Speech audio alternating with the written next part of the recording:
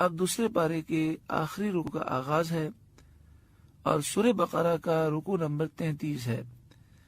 ارشاد فرمایا فَلَمَّا فَصَلَ طَالُوتُ بِالْجُنُودِ، پھر جب طالوت لشکروں کو لے کر شہر سے جدا ہوئے، یعنی بیت المقدس سے دشمن کی طرف روانہ ہوئے، وہ وقت بہت زیادہ شدت کی گرمی کا تھا۔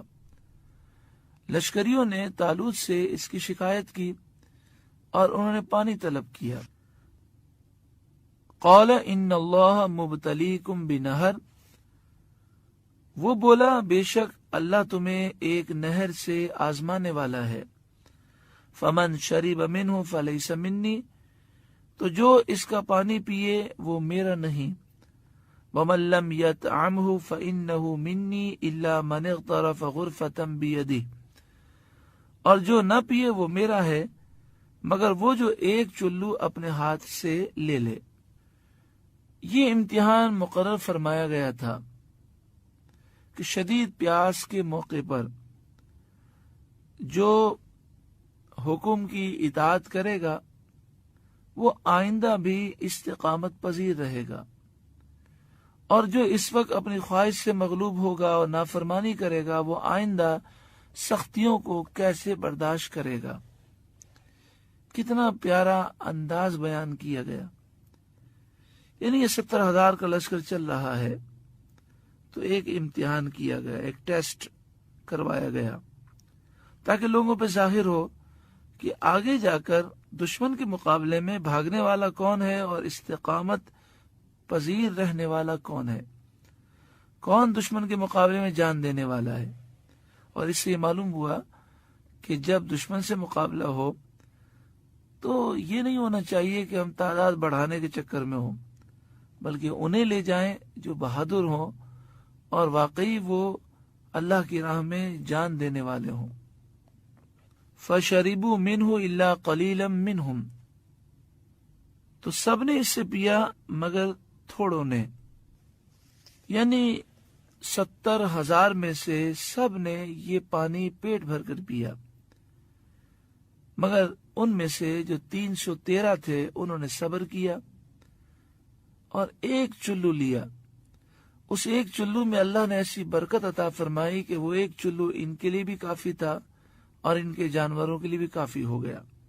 پھر پورے سفر میں پیاس نہ لگی اور ان کے دل بھی مضبوط ہوئے، ان کے ایمان بھی مضبوط ہوئے، اور نہر سے سلامتی کے ساتھ وہ گزر گئے، اور جنہوں نے خوب پیا تھا ان کے ہونٹ کالے ہو گئے، پیاس اور بڑھ گئی اور وہ ہمت ہار گئے، وہ وہیں بیٹھ گئے، وہ آگے نہ چل سکے۔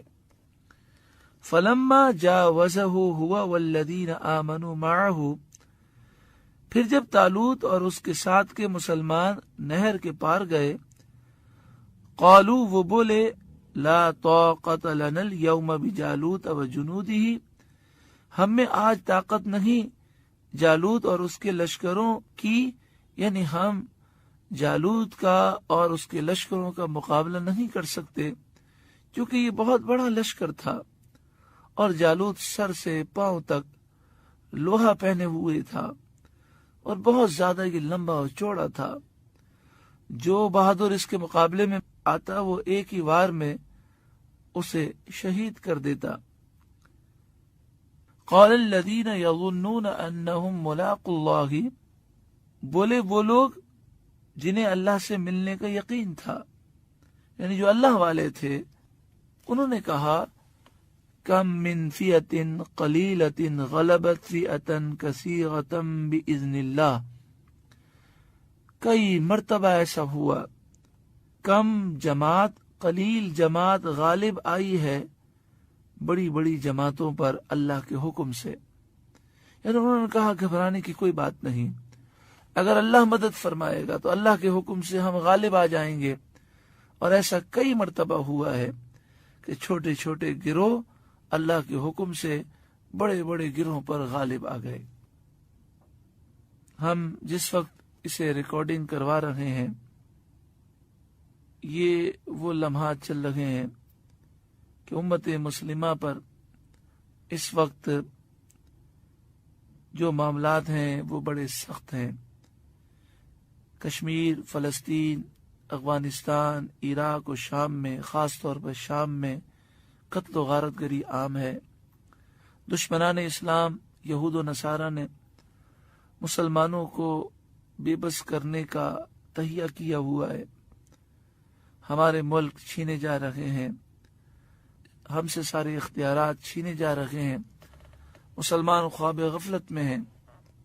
ایسے دور میں اللہ تعالیٰ نے فضل فرمایا اور شیخ الحدیث و تفسیر استاد محترم حضرت علامہ خادم حسین رضوی دامت برکاتہم العالیہ کی قیادت میں امت مسلمہ بیدار ہوئی۔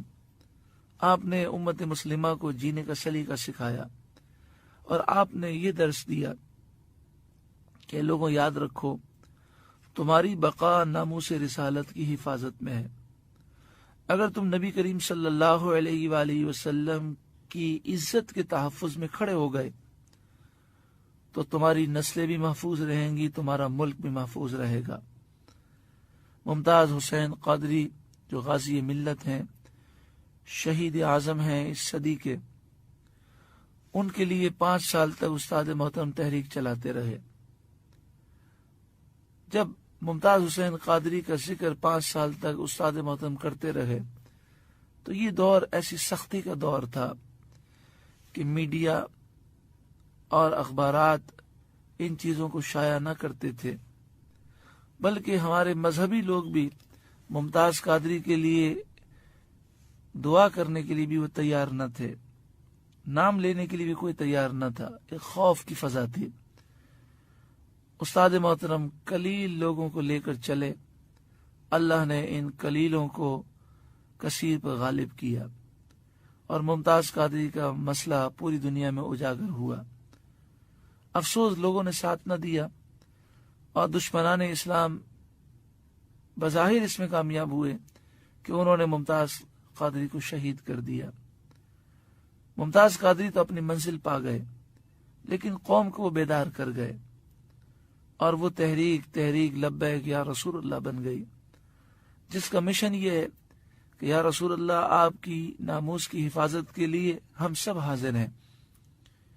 پھر غازی تنویر قادری نے یورپ کی دنیا میں ایک ایسا کارنامہ انجام دیا اور گستاخ کو واصل و جہنم کیا کہ تمام یورپ کے کفار حیران ہو گئے۔ ممتاز حسین قادری جب شہید ہوئے تو ایجنسیوں کی رپورٹ یہ تھی اور دشمنان اسلام نے یہ کہا تھا کہ ممتاز قادری کے بارے میں ہم نے ایسا خوف مسلط کر دیا ہے کہ جو لوگ اسے حق جانتے ہیں وہ بھی اس کا نام لینے کے لیے تیار نہیں ہیں، تو جب اس کا جنازہ ہوگا تو کوئی اٹھانے والا نہیں ہوگا۔ مگر ساری رپورٹیں غلط ثابت ہوئیں۔ جب ممتاز قادری کا جنازہ ہوا راولپنڈی میں لیاقت باغ میں، تو وہ لیاقت باغ جسے بڑی بڑی سیاسی پارٹیاں کبھی بھر نہ سکیں، لیاقت باغ چھوٹا پڑ گیا اور میلوں تک جنازے کی صفیں بنی ہوئی تھیں۔ ایک رپورٹ کے مطابق 23 میل تک جنازہ پھیلا ہوا تھا اور 60 لاکھ سے زائد لوگوں نے نماز جنازہ ادا کی۔ خود اب ایجنسیوں کی رپورٹ ہے کہ ممتاز قادری کی شہادت کے بعد ایک دن جنازہ رکھا گیا اور لاکھوں لوگ آپ کے دیدار کے لیے آتے رہے۔ پھر آپ کی نماز جنازہ ہوئی۔ نماز جنازہ کے بعد وہ لوگ جو نماز جنازہ میں شریک نہ ہو سکے، سویم تک ممتاز قادری کے مزار پر حاضری دیتے رہے اور وہ بھی لاکھوں کی تعداد میں تھے۔ تو آپ حیران ہوں گے، ایجنسیوں کی رپورٹ ہے کہ ان 3-4 دنوں میں لوگ راولپنڈی داخل ہوئے ممتاز قادری کے لیے اور باہر نکلے مختلف اوقات میں، تو یہ جو ٹرن اوور تھا یہ 2.5 کروڑ سے زائد تھا۔ دنیا حیران ہے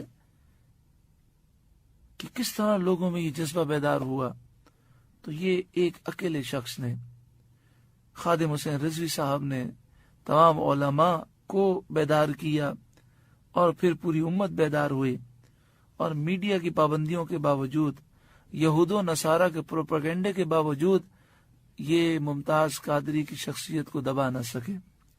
پھر جب چہلم ہوا تو یہ پاکستان کی تاریخ کا سب سے بڑا چہلم تھا، لاکھوں لوگ شریک تھے۔ اور پھر جب استاد محترم نے یہ اعلان فرمایا کہ تمام لوگ اب لیاقت باغ سے اسلام آباد پارلیمنٹ ہاؤس کے سامنے ڈی چوک جائیں گے، تو یہ جو جلوس تھا یہ پاکستان کی تاریخ کا سب سے بڑا جلوس تھا۔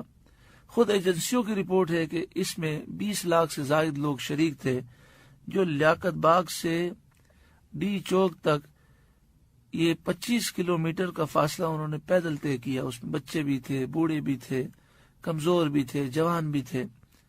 اور جب ڈی چوک پہنچے تو حکومت کی کوششوں کے باوجود حکومت اور دشمنان اسلام کی ایجنسیاں انہیں دبا نہ سکیں۔